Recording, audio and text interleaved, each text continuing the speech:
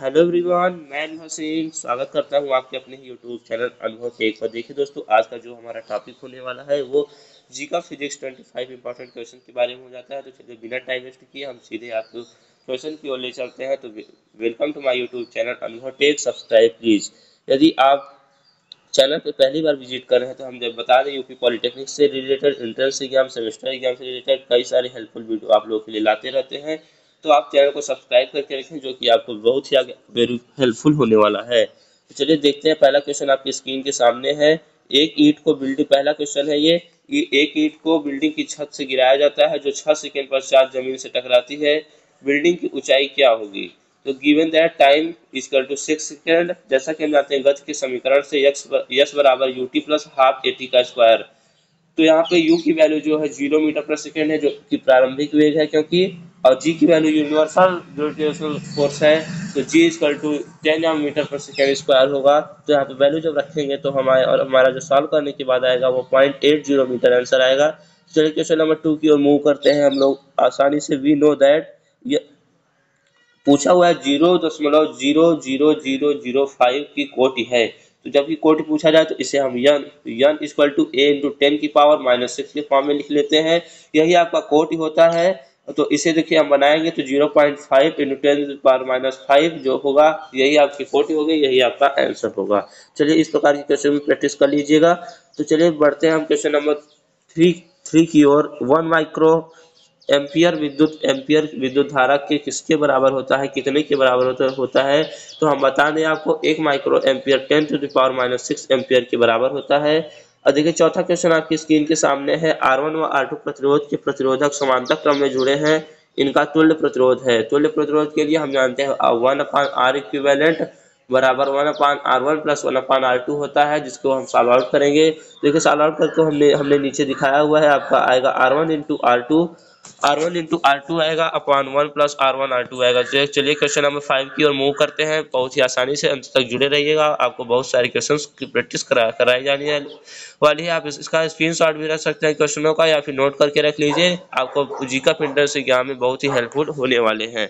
तो देखिए, अवतल लेंस का प्रयोग किया जाता है निकट दृष्टि दोष में, क्योंकि इस दोष में निकट की वस्तु स्पष्ट नहीं दिखाई देती है। और हम बता दें दूर दृष्टि दोष में आपको उत्तल लेंस का प्रयोग करना चाहिए, क्योंकि उसमें दूर की वस्तुएं स्पष्ट नहीं दिखाई देती हैं।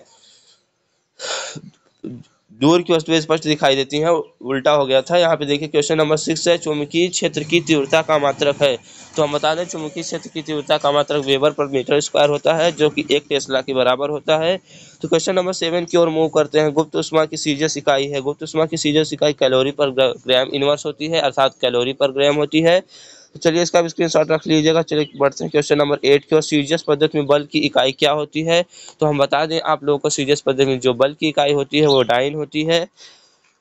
जूल और अर्ग में क्या संबंध होता है, वो क्वेश्चन नंबर 9 है आपका। तो जूल और अर्ग में संबंध होता है 1 जूल बराबर होता है 10⁻7 अर्ग के। क्वेश्चन नंबर 20 की ओर मूव करते हैं। एक 20 मीटर ऊंचाई के टावर के शीर्ष पर खड़ा एक लड़का एक पत्थर गिराता है।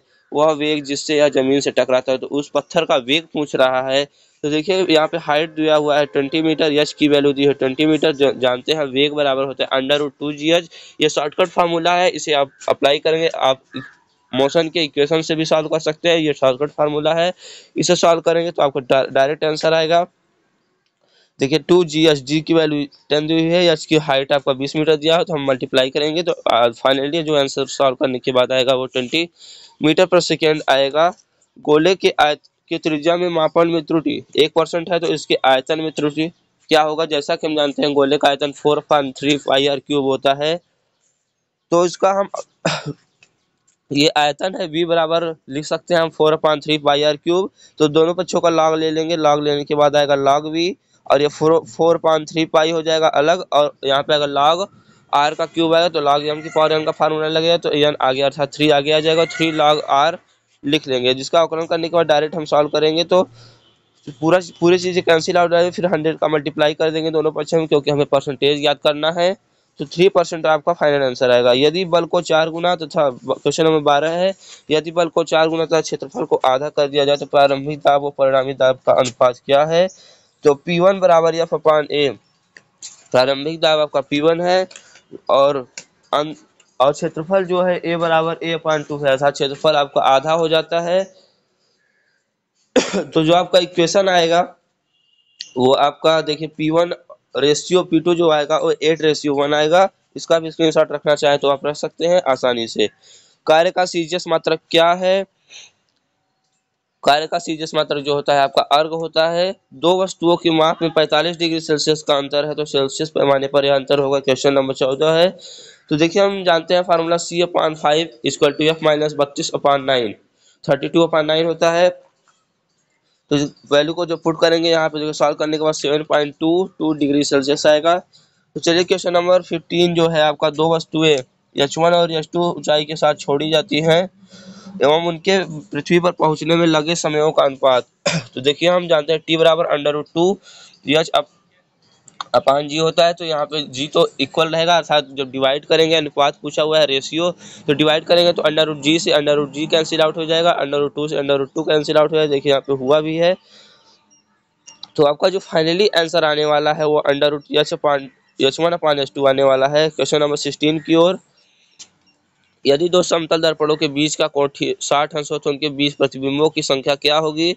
यदि दो समतल दर्पणों के बीच का कोण थीटा है तो प्राप्त प्रतिबिंबों की संख्या n के लिए n बराबर होता है 360 डिग्री सेल्सियस नहीं 360 डिग्री अपॉन थीटा -1। तो यहाँ पे थीटा की वैल्यू 60 रखेंगे तो सॉल्व करने के बाद आपका 5 जो आएगा वो फाइनल आंसर आएगा।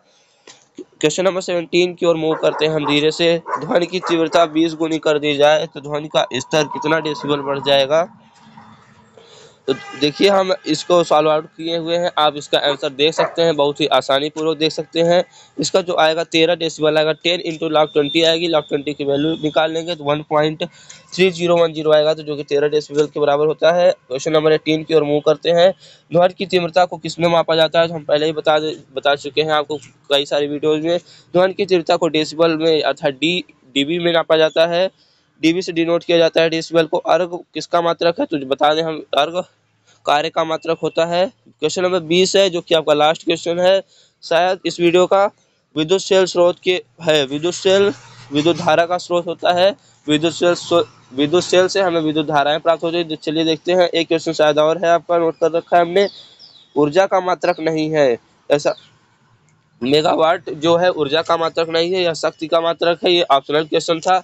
चलिए मिलते हैं आपसे नेक्स्ट वीडियो में, तब तक के लिए जुड़े रहिए, धन्यवाद।